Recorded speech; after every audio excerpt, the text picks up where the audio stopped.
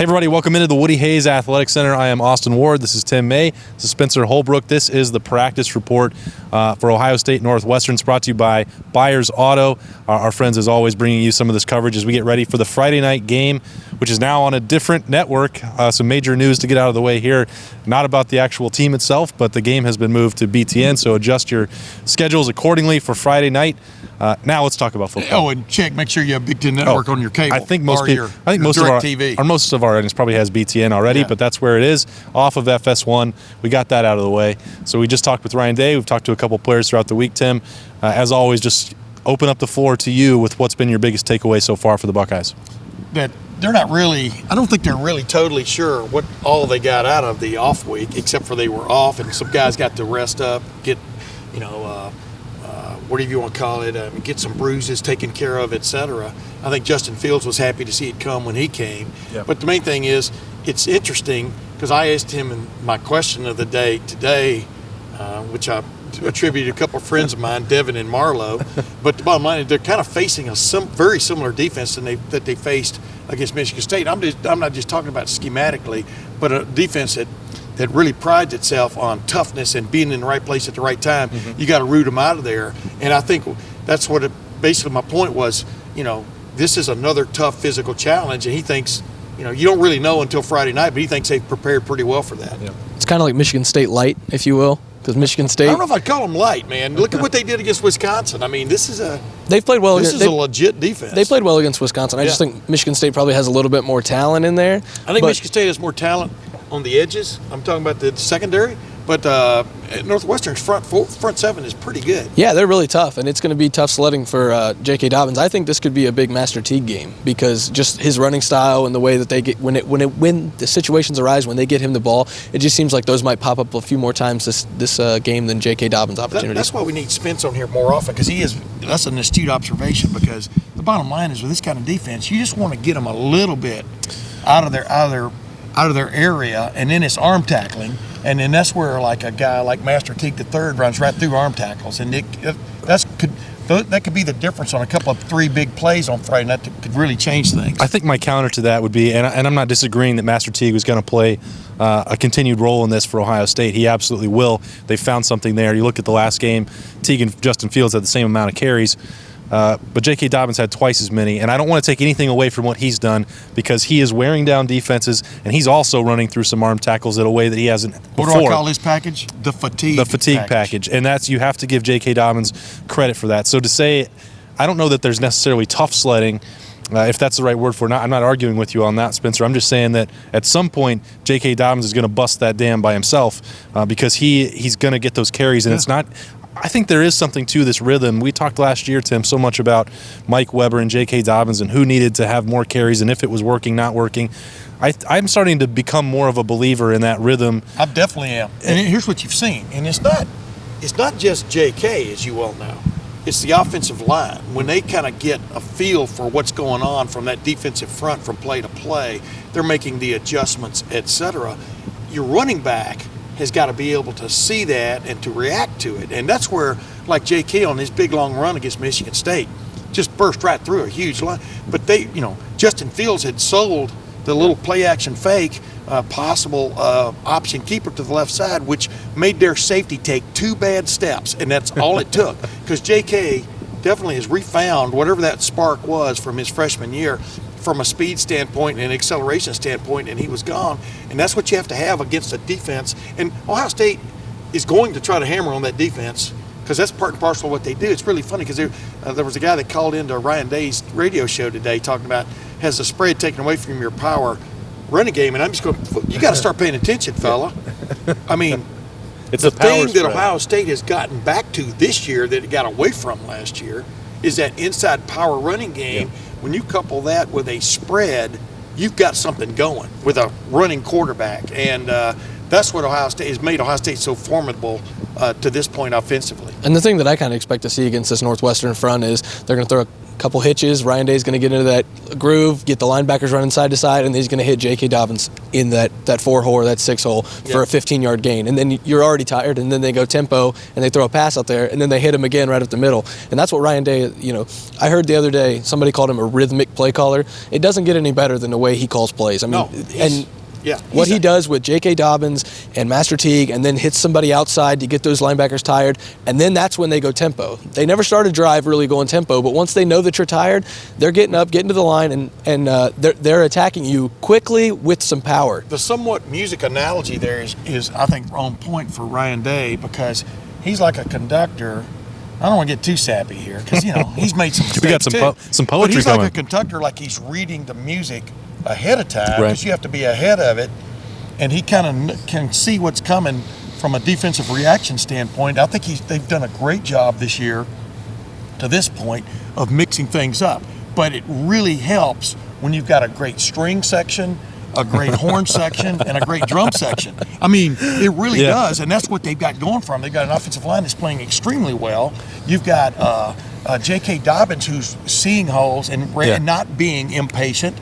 He's following, and then you've got wide receivers that are very tough matchups one-on-one, and that's the conundrum that Northwestern faces, just like Michigan State did.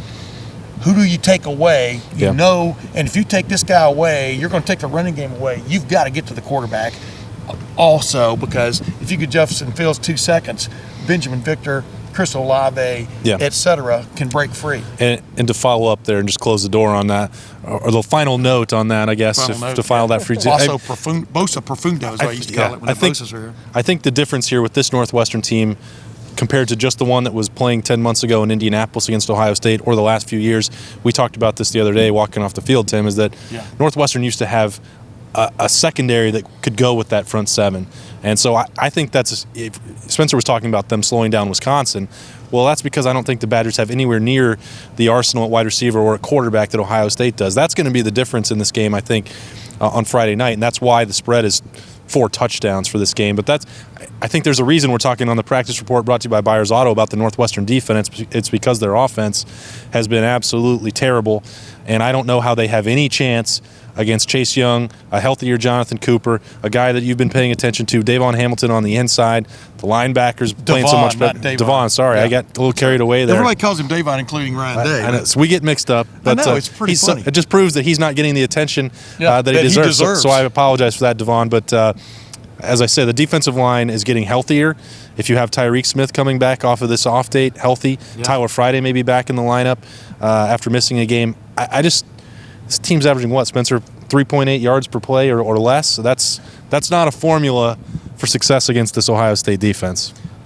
Yeah, and I think, they were able, if I get back to the defense, they were able to slow down Wisconsin because their offense was never on the field. So Wisconsin ran so many plays that it doesn't look like Wisconsin really was dominating that game. But this offense is really, really bad. Like Austin referred to it, and there's a reason we went the first, I don't know how long we went on this video without mentioning anything about the Ohio State defense. Yeah. And that's because they could play pretty vanilla and just get ready for that Wisconsin game and still hold Northwestern's offense in check and probably hold them to fewer than 10 points. I don't see a way that Northwestern scores in this game, really. What's really funny is Pat Fitzgerald's press conference this week, he was referring to the fact that his offensive line, he thinks, has played very well today. But their quarterback play... He's watching a different game than I am. I'm paraphrasing here, but the quarterback play has not been very good. It's been very inconsistent. Obviously, they got the transfer kid. Everybody thought might have been almost on par with the Justin Fields at one point. Yep. It's really funny because he was referring to the fact they tried to recruit Justin Fields early on. I mean, they really liked him. Who wouldn't, right? But then both quarterbacks have had trouble. I think there may be a third even in the picture now. But their running backs have been just like he said. They just make cuts sometimes where you scratch your head and you're going. You could have like we were talking about with how well J.K. Dobbins has run. They've had the problem on their offense of running backs just making cuts right into a brick wall. And, it's like you can't get any continuity going there. As J.K. Dobbins walks behind us here, and I hope he enjoyed his off week. Did you enjoy your off week?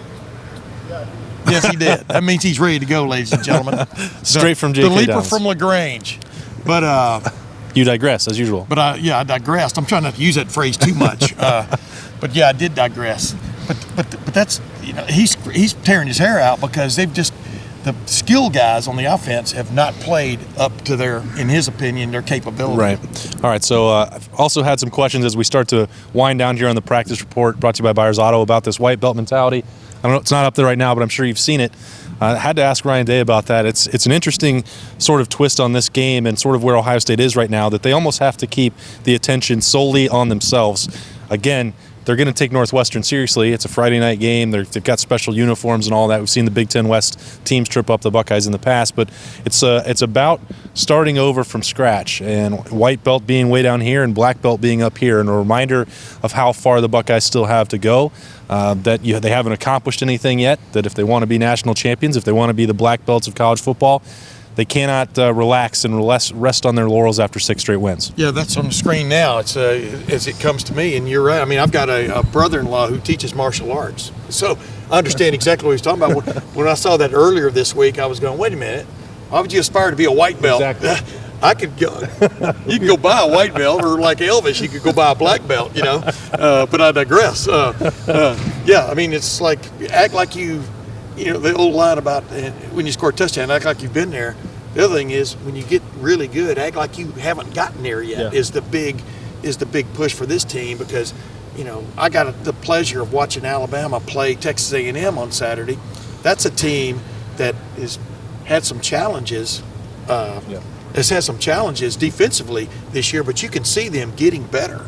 And that's what Ohio State aspires to get to, is to continue that continual improvement, because they know at the end of the year, if they get to that point, that's where the real challenge awaits. Well, you can talk about a white belt mentality all you want, but this team is not full of a bunch of white belts. And I think he should have went with one of those middle colors. I don't really know the spectrum there. There's some natural martial artists out there. Yeah, I'm sure there are. But it's that healthy balance that they're trying to find between confidence and the white belt mentality. And I think they're starting to strike a good balance there, because you can tell this team's getting really confident coming off this bye week, or off week, sorry. Yeah. They're getting ready to go on the road for this test, I guess you could call it, and then they got a Wisconsin team. So they've got to keep that confidence up while still trying to remain humble enough to get through this storm. All right, keep those mics and give your prediction. Yeah, right here, well, real quick, though, that's the challenge this team faces. Before I get my...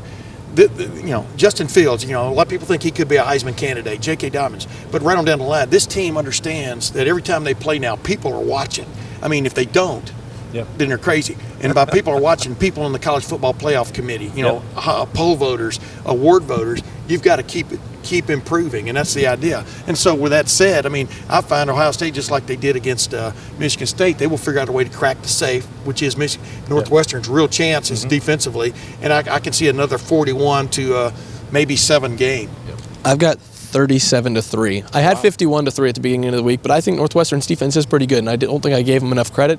I'll go 37-3. I think those starters get pulled out probably in the middle of the fourth quarter. Get those guys some rest for this big test next week. Well, I think Ohio State's defense will come up with a couple of plays that will set up a couple of touchdowns and or get one. So that's what I'm throwing that in there. Yeah, I'd still be surprised if Northwestern can score on this team. We'll see. I gave my prediction on Lettermen Live. Go back and watch our old videos on Lettermen Row and YouTube. Tease. We got to cross-integrate and promote our content. We can't believe you picked Northwestern on there, but that's okay. Oh boy, now that's a tease. Go find that for some fake news from Tim May about my pick this week.